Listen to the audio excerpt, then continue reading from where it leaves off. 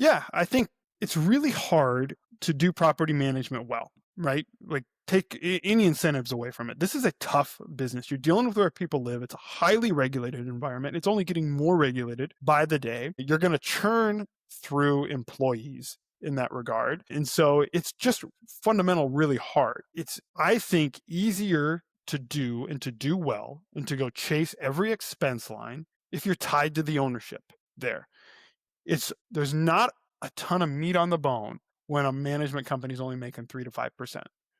It's just not. Like, it feels, and there might be owners out there who are like, well, they take X of my money, and you're right, they do, but that doesn't go that far, right? Like, so there's this inherent thing where you're at odds. Like, what isn't really important to me is just, it's kind of peanuts to a property manager there. They're not gonna, no one's getting rich off of managing a property like that. And so you can go out there and you can find really large management companies that have been able to establish some scale, because yeah, with enough scale, it becomes profitable there. But when you have management companies that have scale like that, that means they're not going to take a tailored approach to your property. They can't, right? There's just not enough hours in the day for that. So they're going to use their vendors that they have lined up. They're going to go about things in a very pre-described way. And maybe that has success over time. You know, they've grown. It certainly probably should, but it may not be what's best for your property there.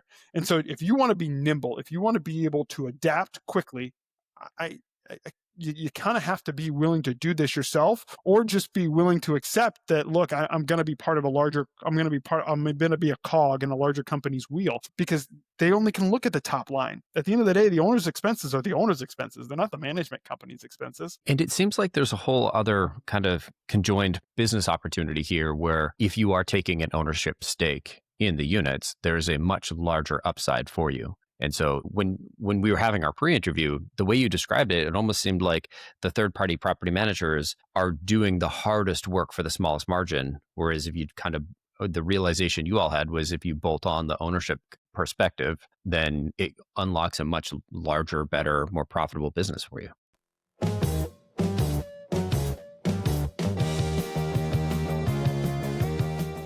Welcome back to The Loop, your weekly dose of all things property management. I'm your host, Colin Stewart, and each week we're going to dive into the latest trends, strategies, and stories shaping the property management world. Whether you're a seasoned pro or just getting started, we're here to provide insights, expert interviews, and practical tips to help you navigate the ever-evolving landscape of property management.